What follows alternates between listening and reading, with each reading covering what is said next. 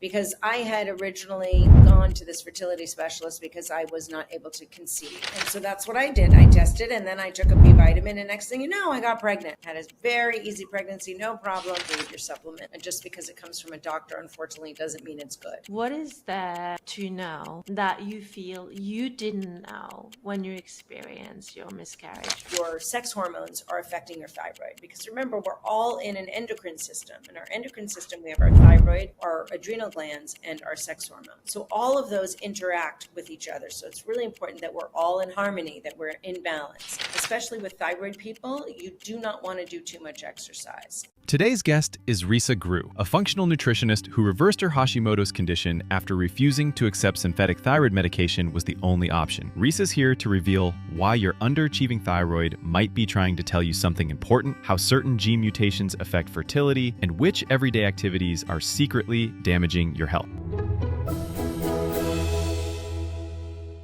Hi, Risa. I'm so happy to have you on the show today. Oh, thank you so much for having me.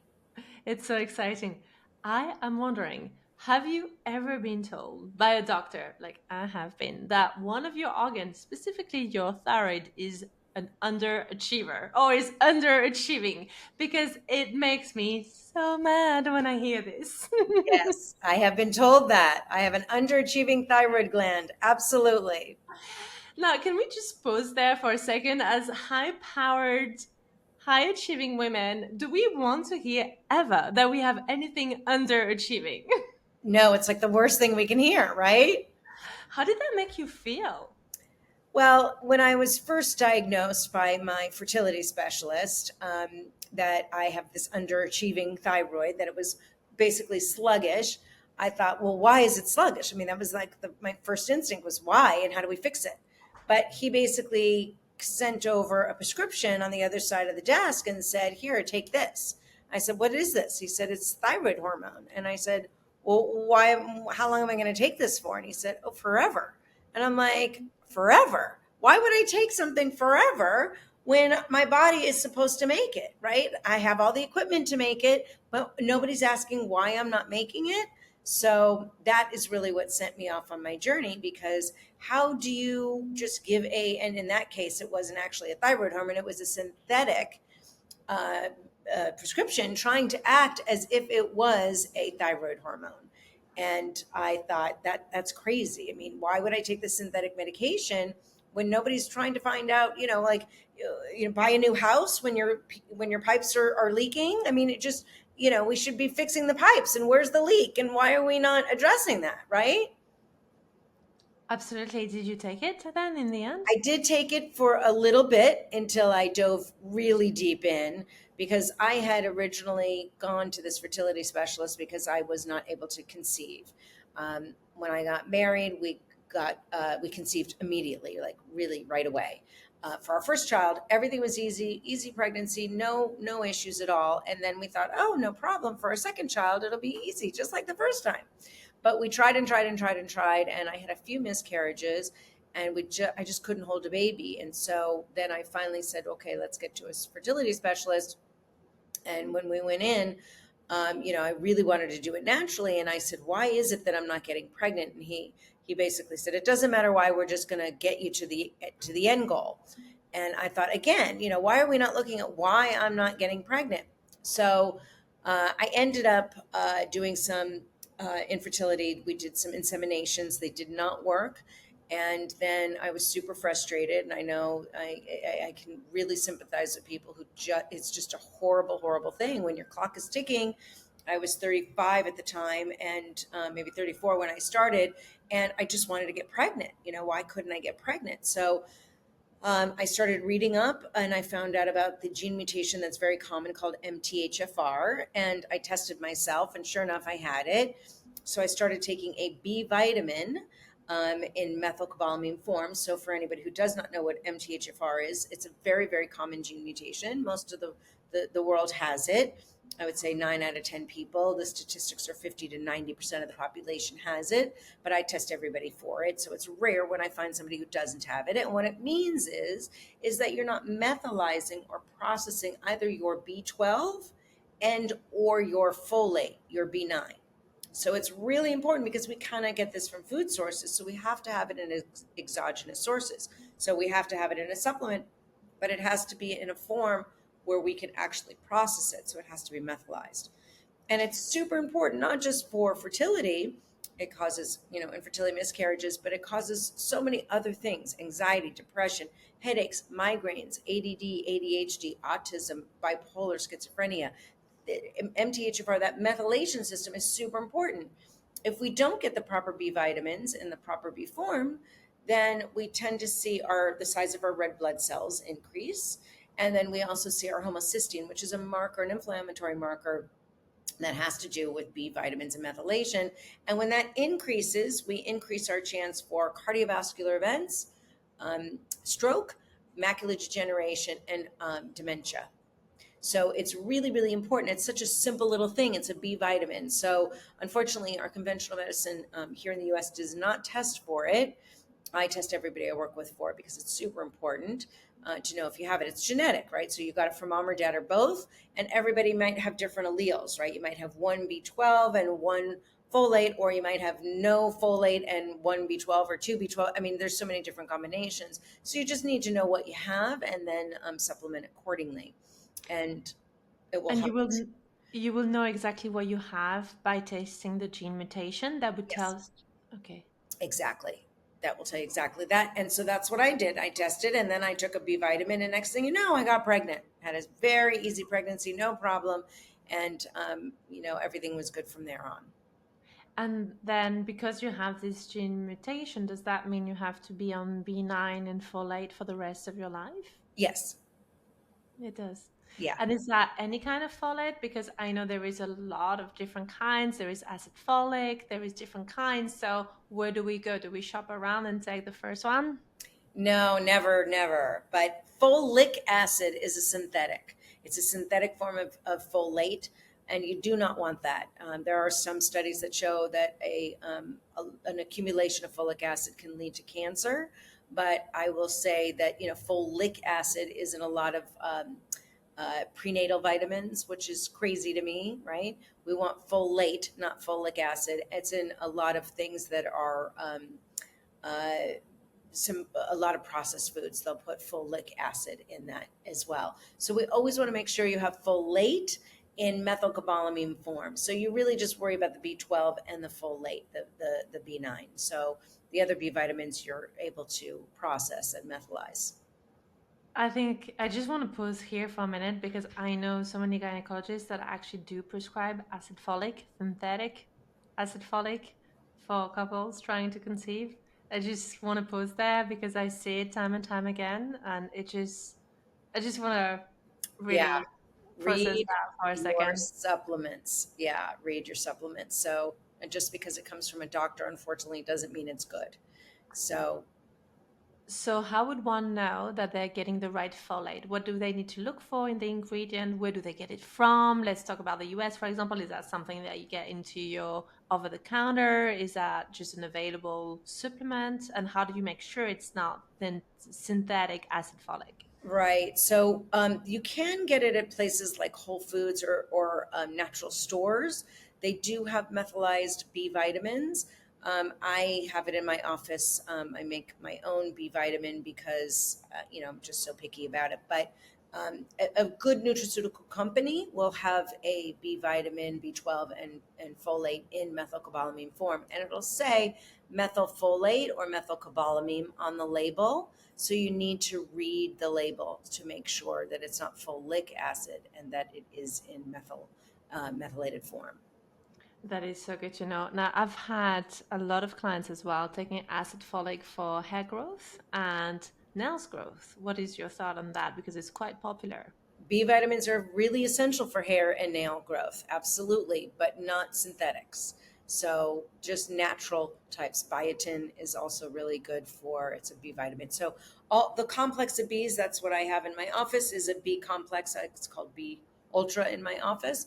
And it's a water soluble vitamin. So really important to know.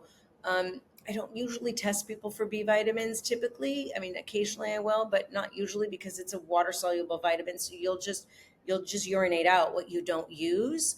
And it really is very specific on that blood test, did you take a B vitamin? Did so things like fat soluble vitamins A, D, E, K, those are a little bit more steady when you test them, but water soluble vitamins, it depends at what time you take them and what you've eaten, right?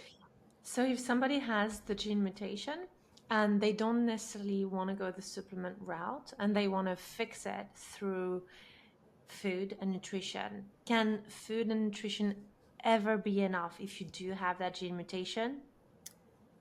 Typically, no. It's yeah.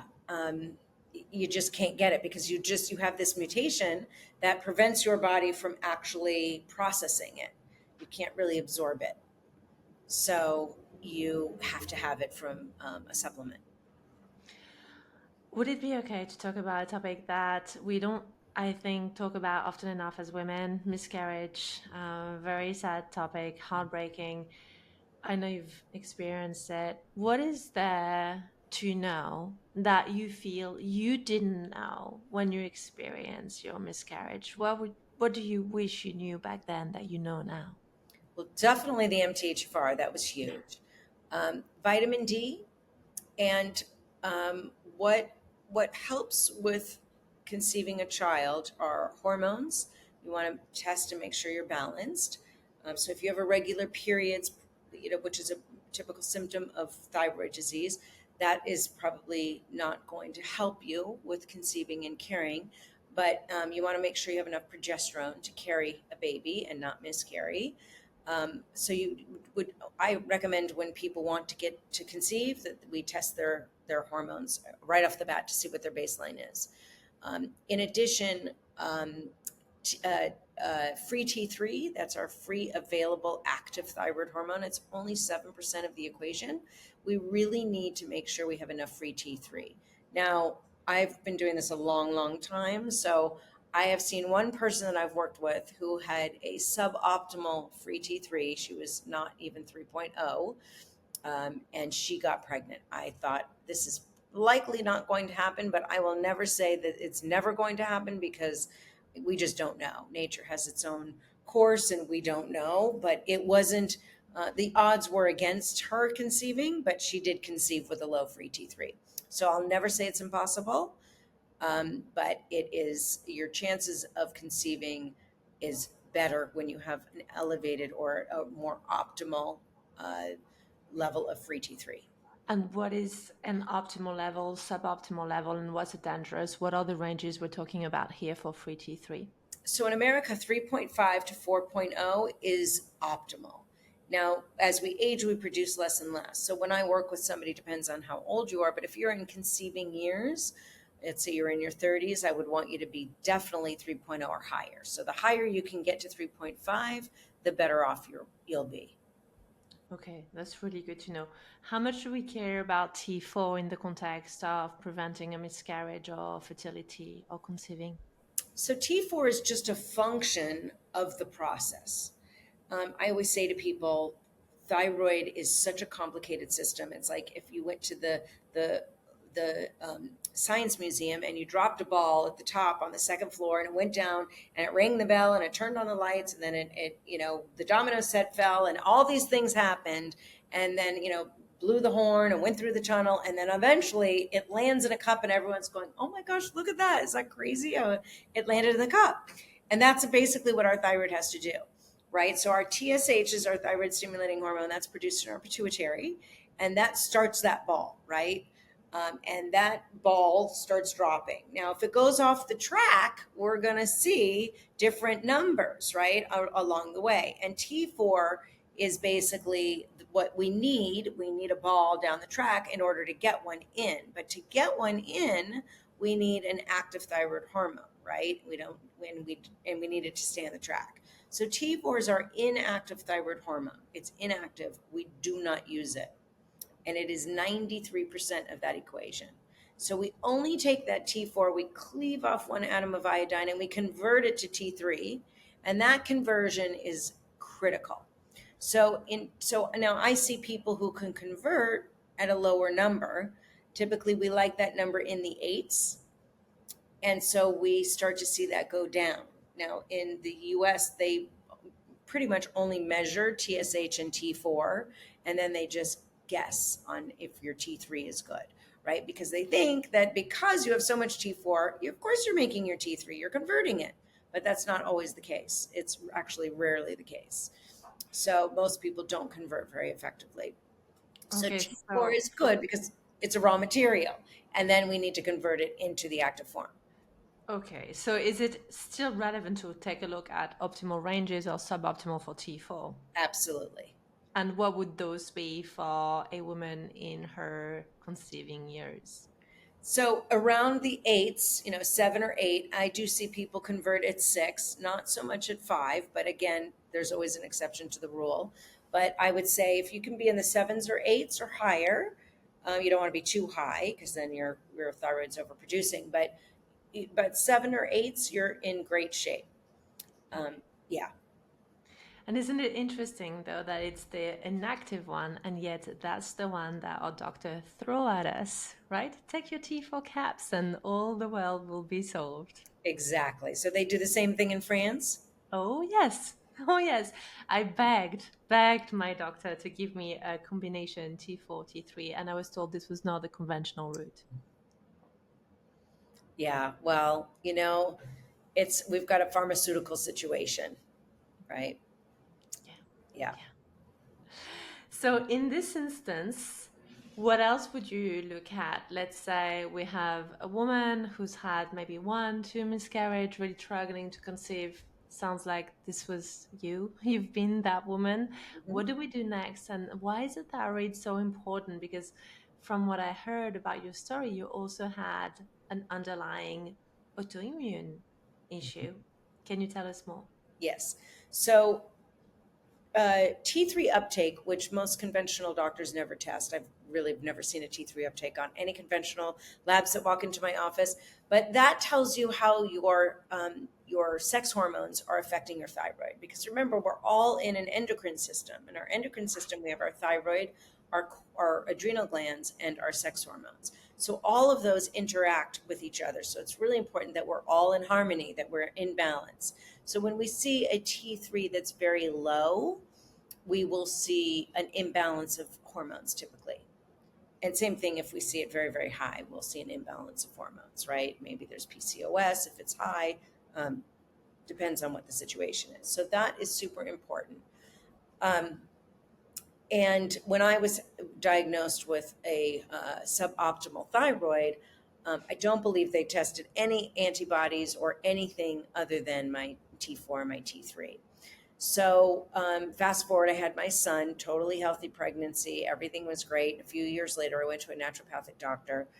I did some testing. I didn't feel that I was quite right. I didn't have tremendous symptoms, but I went to go get labs done. And they told me I have Hashimoto's. And I said, Hashimoto's, what is that? And basically they said, well, we're out of time. So I'm so sorry. You'll have to make another appointment. Literally is what happened. So I did all my own research on Hashimoto's. And so now I knew that here's my thyroid and it's in the state of attack. My body's attacking my thyroid. So I'm like, okay, we're out of control here. What is going on? So I did a really deep dive and started to unpack this. And I couldn't seem to find, this is a lot of years ago, it's literally before the internet, but I couldn't find what is Hashimoto's and what causes this. I could not find root causes for autoimmune disease. And at the time, my mother didn't even know she had Hashimoto's, but we found out later that she did. But anyway, so I started to create a list of root causes to autoimmunity. And I started to go down that list. And do I have this? Do I have this? I got to reverse this, right? This is crazy. I'm not going to live with this Hashimoto's.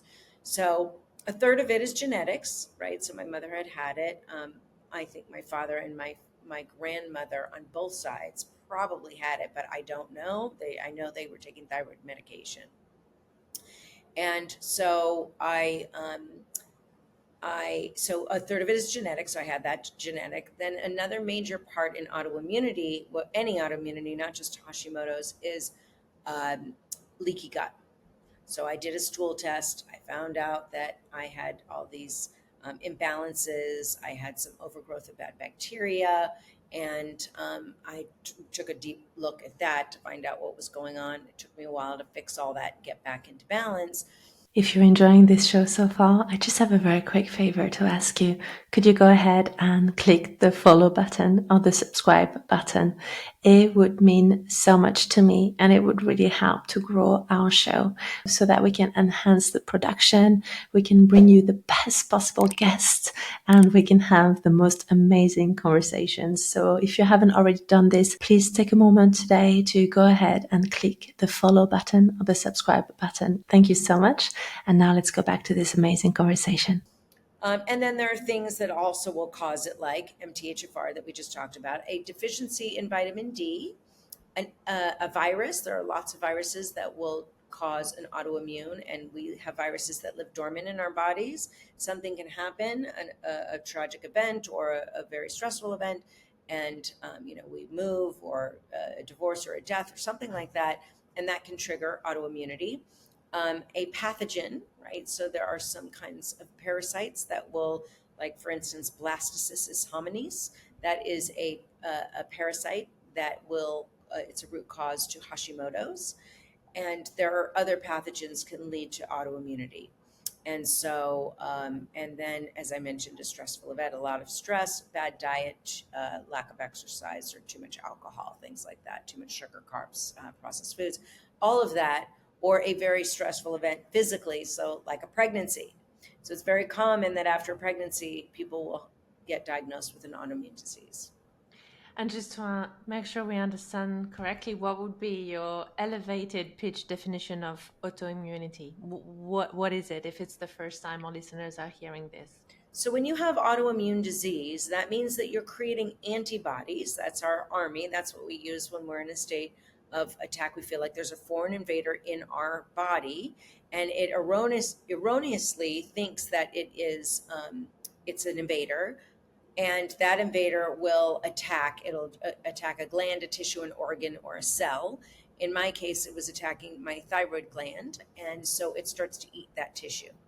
And so in my case, I was initially tested. I had 1,458 antibody count, and I was able to reverse that. Also, I forgot to mention heavy metals can trigger autoimmunity, and a food allergy. So gluten is for Hashimoto's not so good. So if you have a gluten sensitivity, then gluten is not good for Hashimoto's at all. Gluten's not good for any autoimmunity, but especially Hashimoto's. And is there a link between autoimmunity and endocrine disruptors? Absolutely. We're having these preservatives that are endocrine disruptors, these chemicals, these BPAs, things like that, parabens, and that collectively is stress in the body. Mm-hmm. What are the most common endocrine disruptors that we should be aware of and that we consume or use or are being exposed to day in and day out that we may not even be aware of? And first of all, perhaps we should take a step back. What are endocrine disruptors, if it's the first time our listeners are getting familiar with this concept? Yes. So the endocrine system, as I mentioned, is comprised of three different departments. It's the thyroid, or I should say glands, but it's the thyroid gland, the adrenal glands, right? Those are our stress modulators. They sit on top of our kidneys, and they handle any kind of stress we have, whether it's work, family, relationship, food stress, environmental stress. And then it's the sex hormones, right? So all of those things, as I mentioned, play in harmony. And when there are things that can get them out of balance. I see a lot of paraben usage, right? Parabens we find in shampoos, um, and parabens basically carry isoflavins, and isoflavins basically mimic estrogen.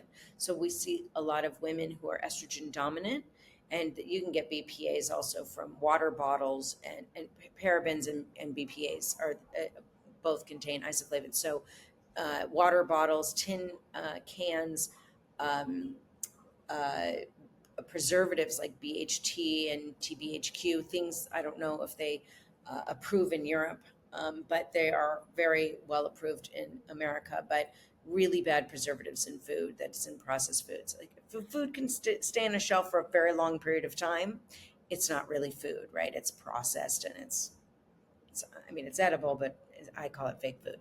But yeah, so those are things that will disturb the endocrine system. And when the endocrine system is out of balance, then the wheels start falling off the bus. You mentioned tin can. Tell us more. Why is that a problem? Because they're so common in our kitchens.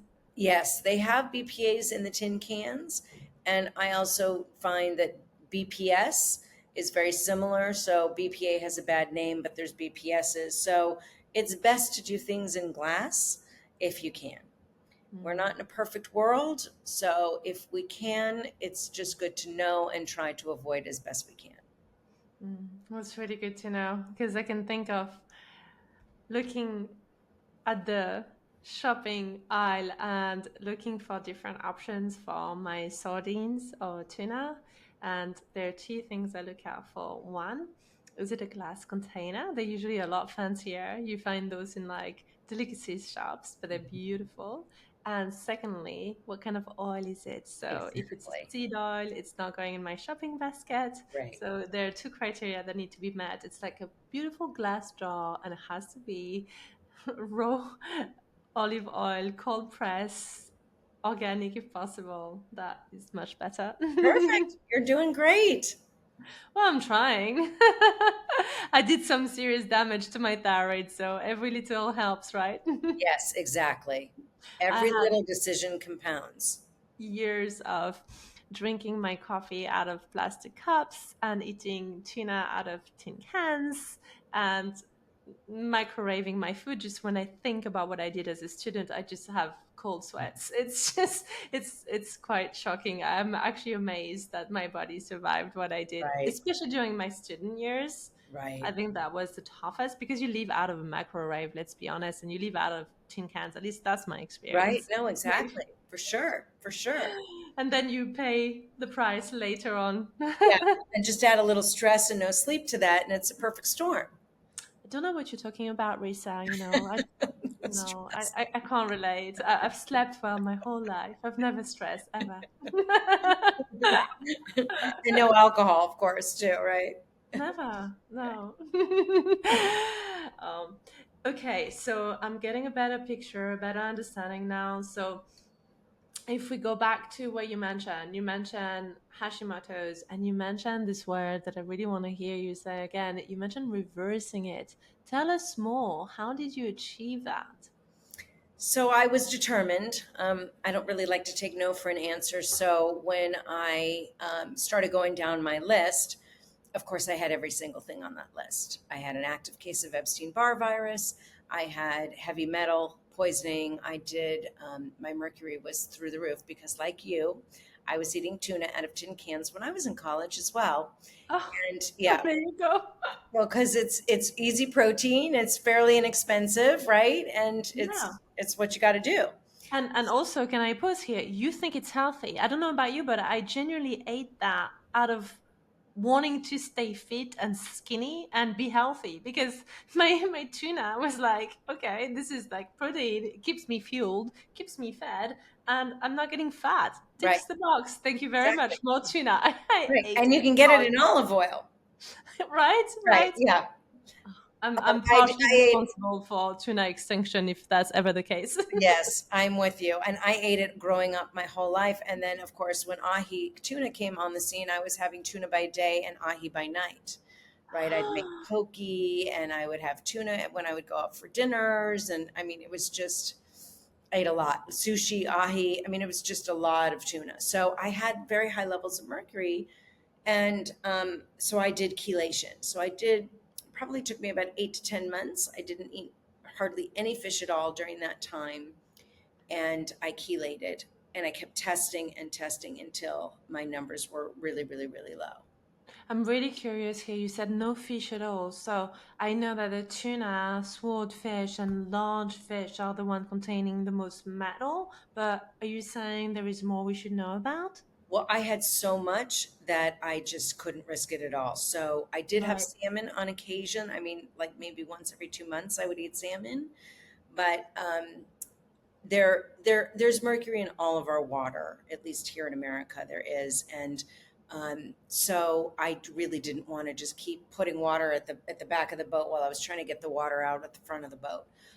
And now I do eat fish, and I make sure I test, and I take a lot of glutathione to help get things out of my system. But um, I did that chelation, and then I treated myself for Epstein-Barr virus.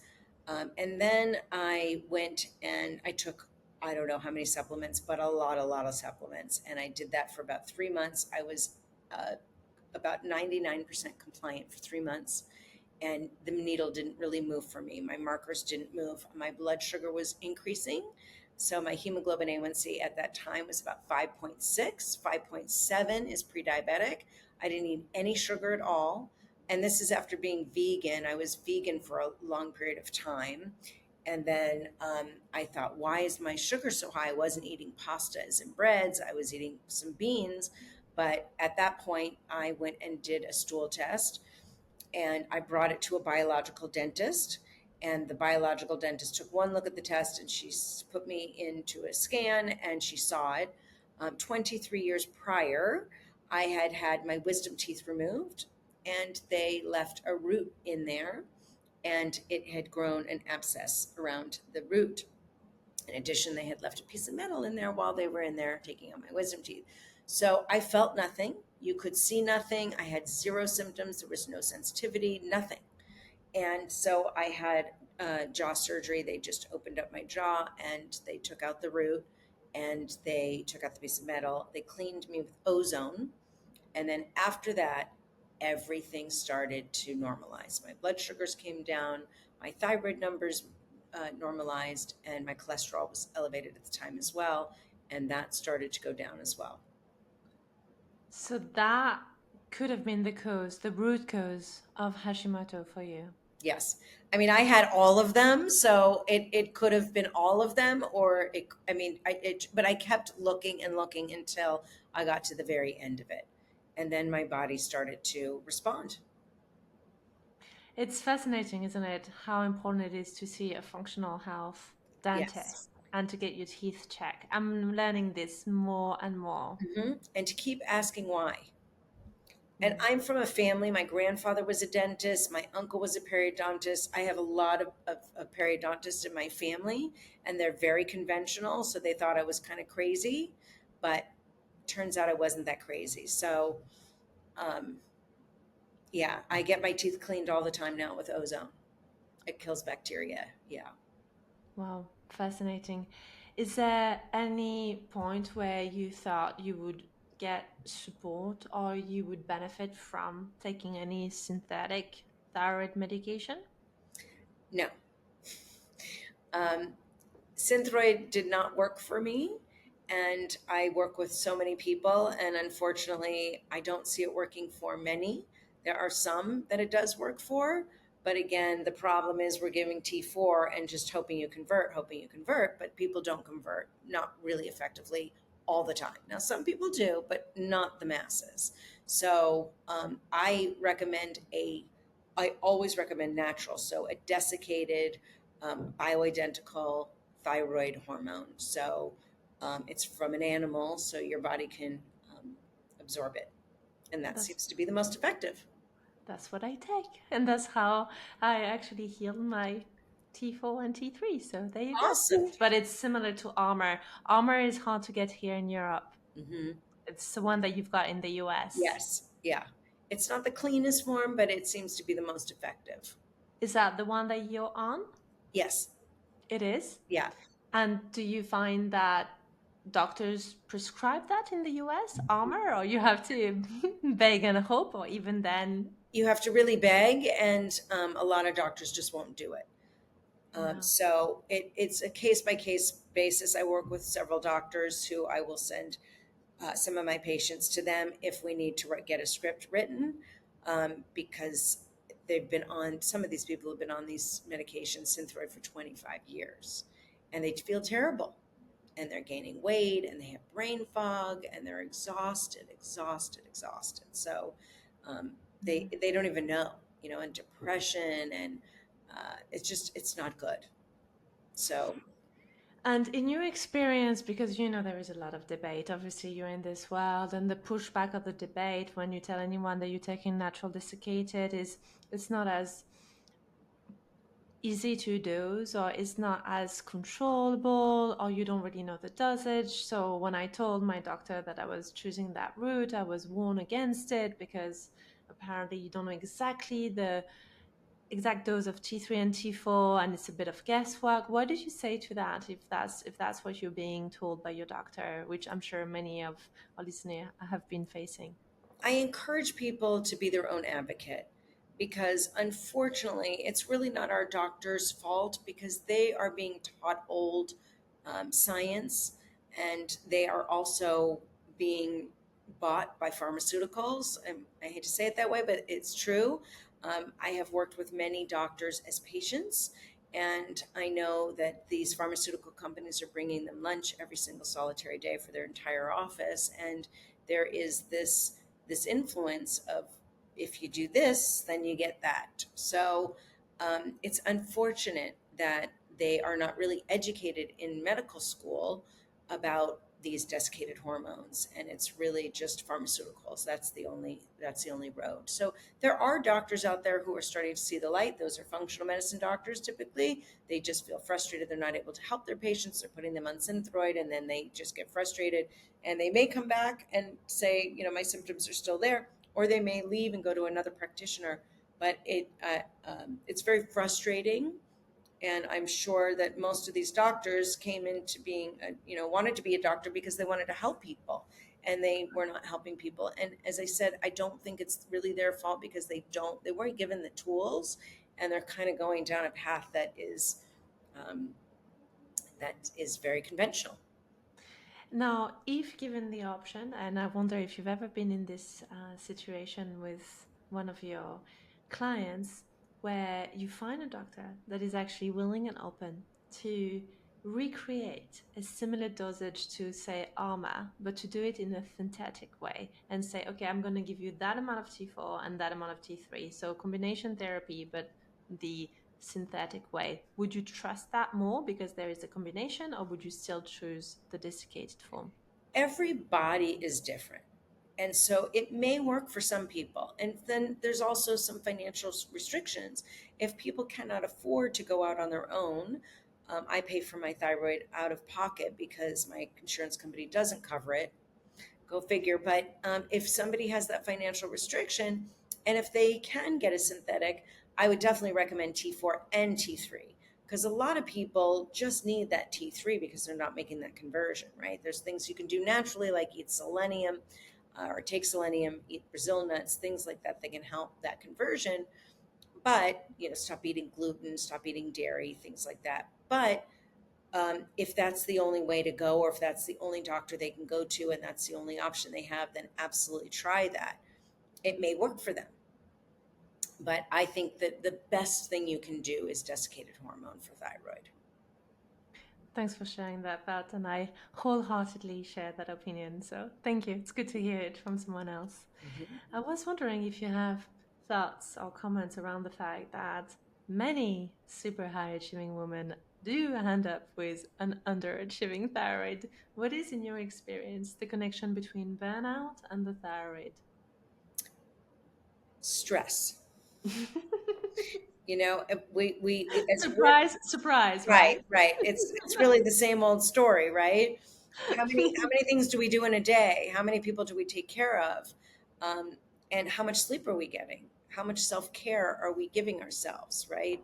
We're usually putting the kids first, the husband, the parents, the whoever it is, the boss. It's always, the job, the career, the company. It's just we take care of ourselves last. So that does play a part, a huge part in our health. So adrenal glands can only take so much, and then we have environmental factors.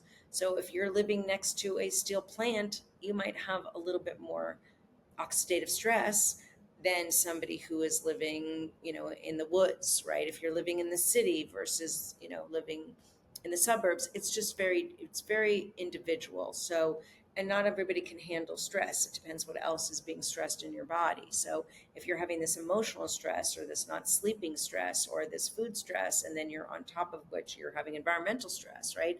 So it all adds up. So it depends on how much and how you can process that, right? What your diet looks like, what you're sleeping, what's your repair look like? Are you repairing? Are you stopping at some point and meditating, putting your feet in sand or grass, or unplugging and being with people, right? So it really depends on lifestyle factors, right? So what we say about autoimmunity is your genetics load the gun and your environment and your lifestyle pull the trigger. I love that. I was wondering if you could tell us a little bit more about less obvious things that we might do that we may even think are healthy, but actually contribute to our overall state of inflammation. Specifically, here, I'm thinking about a story that really touched me when one of my clients told me that her husband was constantly inflamed and like under the weather and sick and unwell. And she found there was this mysterious correlation between how sick he got and how often he played golf. And as I know you know, it's not so mysterious after all. So can you A, tell us more about why a lot of amateur golfers actually struggle with inflammation? And B, what else is it that we do, like golfing, that we think is good for us, but is actually really damaging our health? Yeah, so I worked with one of the greatest golfers of all time, Freddie Couples. He had come into my office and wanted to lose 20 pounds before the Masters, and I said, okay, no problem. You know, we can lose 20 pounds, no problem. But tell me about your chronic back pain that I knew he had. He was famous for. He had been carted off golf courses with major back pain. He traveled with his physical therapist. He was always in major pain.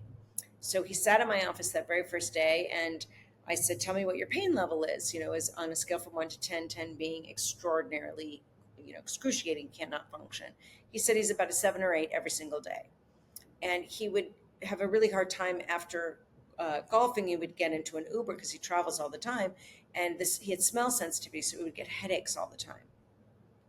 So I put him on my detox, right? I took out the gluten, the dairy, the sugar, the alcohol, the processed foods. Everything that he was eating was actually, crawling on the ground or spreading from the earth. And he came in that next week. He lost some weight, but I said, "What's your number?" And he said it was about a 3 or 4. And then every week thereafter, he was a 0 or a 1. So he, and he told me this whole long story. He's traveling to this country and that country, to this doctor, that doctor, and he never had any surgeries. So I said, "You've never had any surgeries," but I knew the smell sensitivity. He had some gut stuff going on.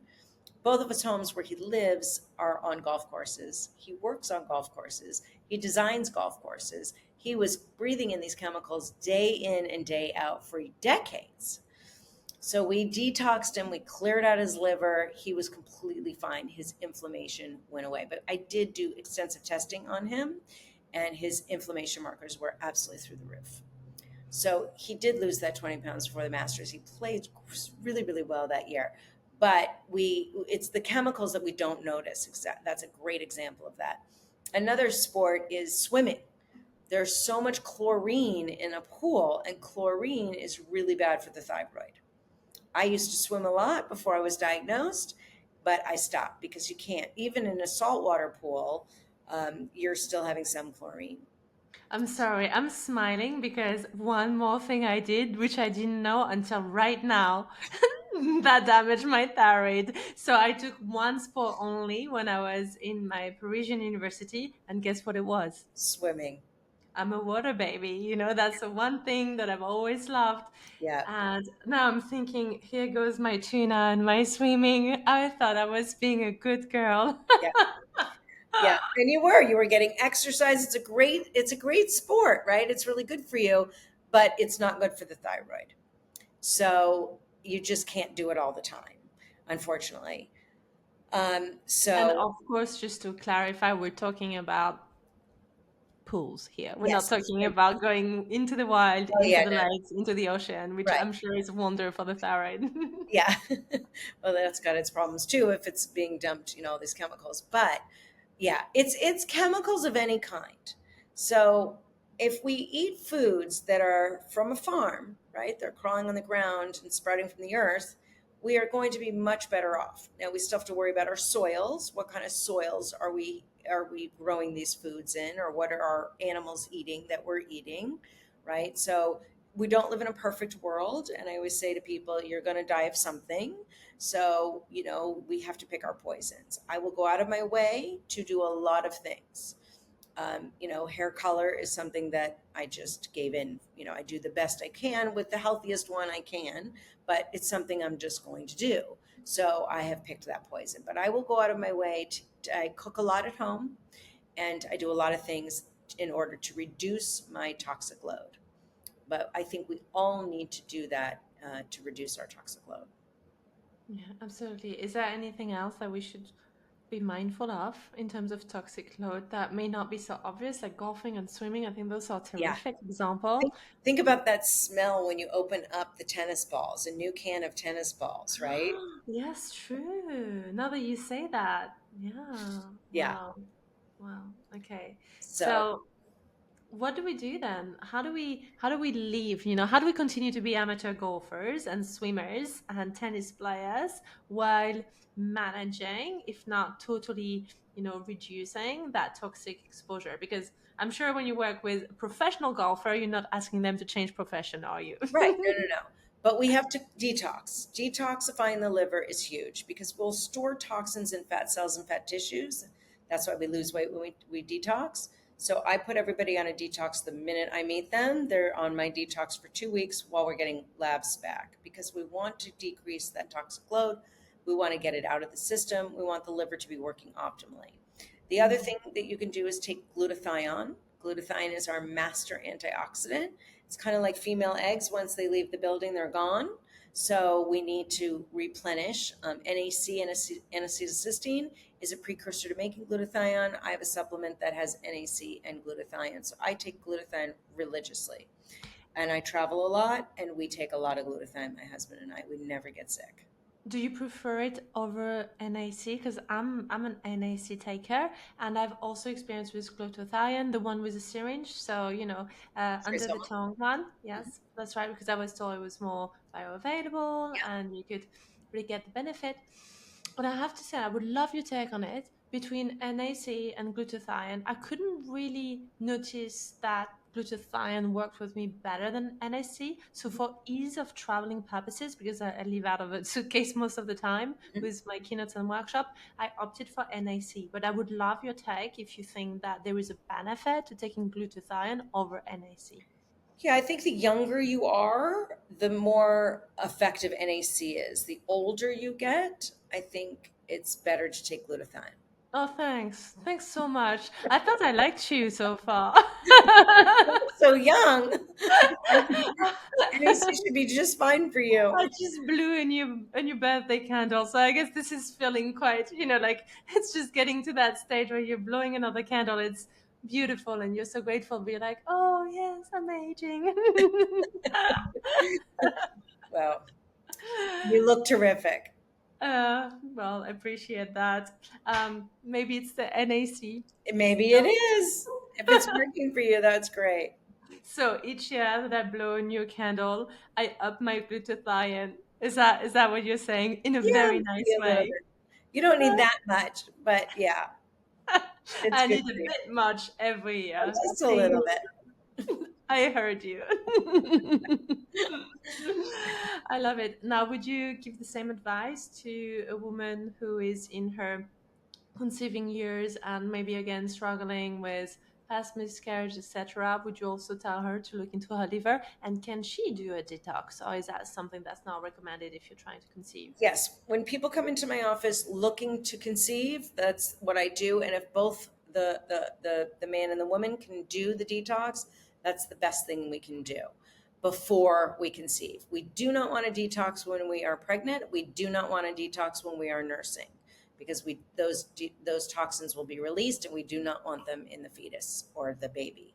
So before you conceive or after you finish nursing, absolutely. And can that be in that in between? So while you are trying to conceive before you get Sure. pregnant, you can do that. Okay. Absolutely. Yeah. So, what kind of detoxing are we talking about here, just roughly, so we get a sense? Because, when we hear the word detox, there is so much BS out there. And I think that, unfortunately, as powerful as detoxing is, and I'm a huge advocate for detox, there is also just crazy stuff out there. So, Yes. can you just do a little bit of myth busting around detox and Yes. I've bring done some. all of them, so I know. Um, yeah. So I finally created this one. This is a couple renditions in because I wanted to just find the right one. So when we detox, it's not a starvation program and it's not calorie restrictive. We eat when we're hungry, when we don't when we're not, but we're eating real food. So you're having protein, fat, and fiber, which I'm a big fan of all the time.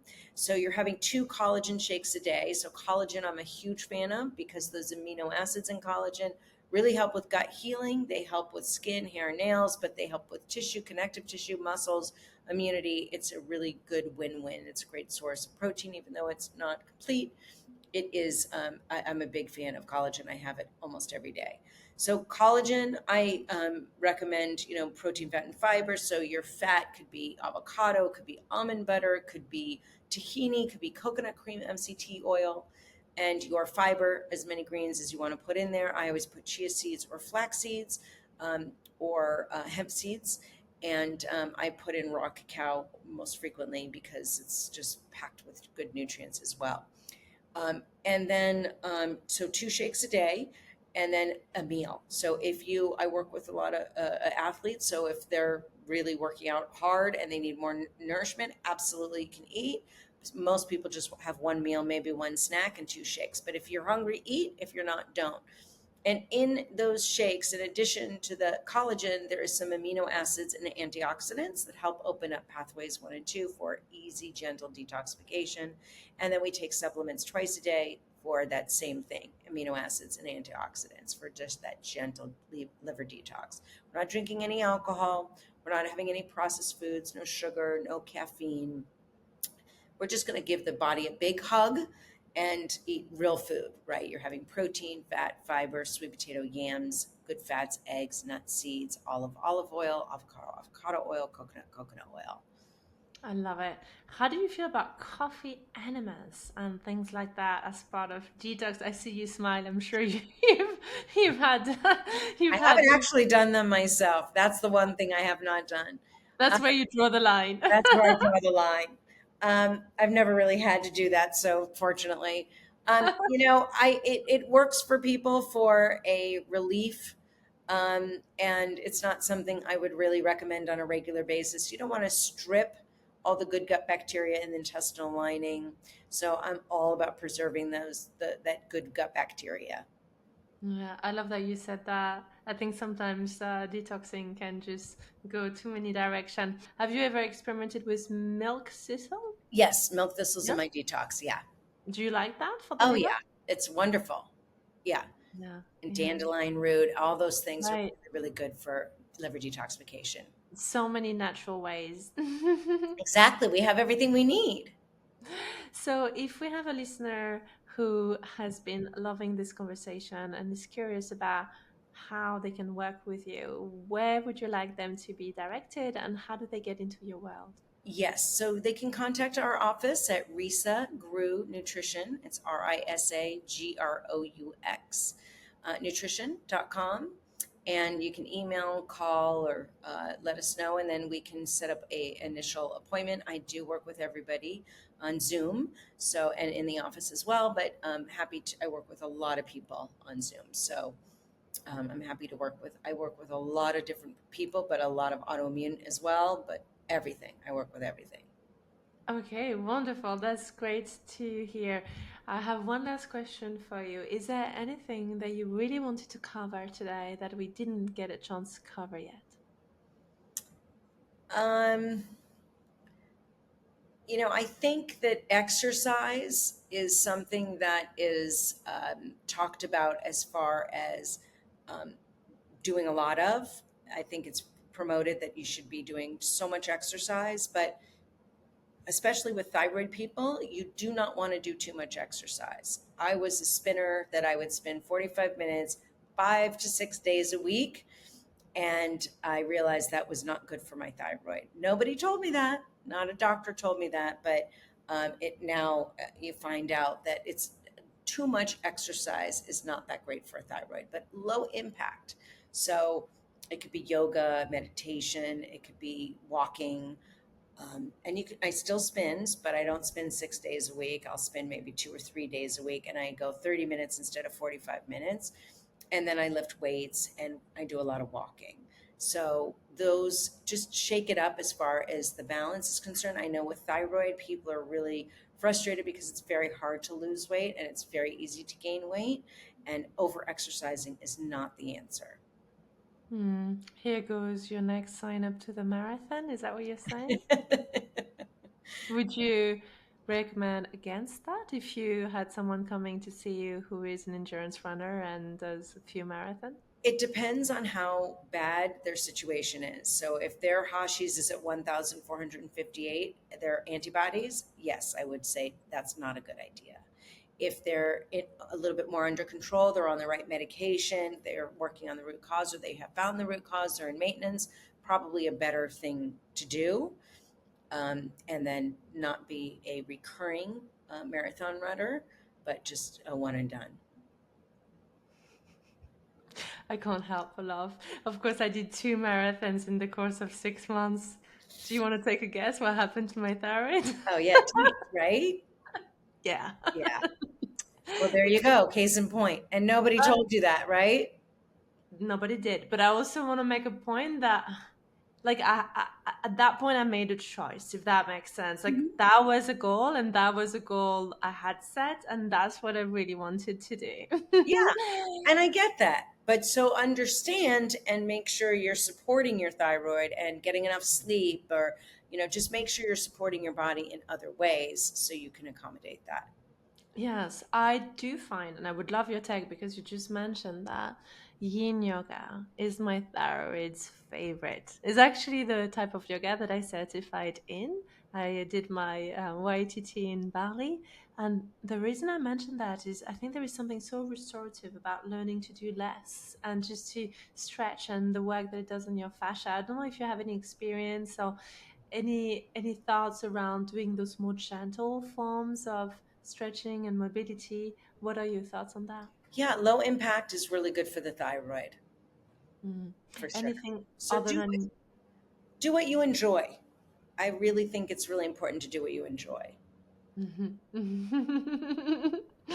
Oh, you've broken a few of my bubbles. Sorry. It's okay. I wanted to. Yeah. That's why I'm having this conversation with you. Yeah. Sometimes you need to hear those things more than Yeah. once. I'm so hoping that you're going to say what I want you to tell me, but deep Pizza down, I is want to great for hear. the thyroid. Fantastic. That one I don't care. I don't even like it that much. Well, there you go.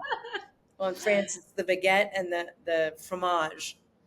It's real though, the struggle around weight, right? When we are hypothyroid, that's really, what would you say to someone who's struggling time and time again with their weight and kind of, really getting fatigued with that yo-yo weight? What would be your recommendation? Get to the root.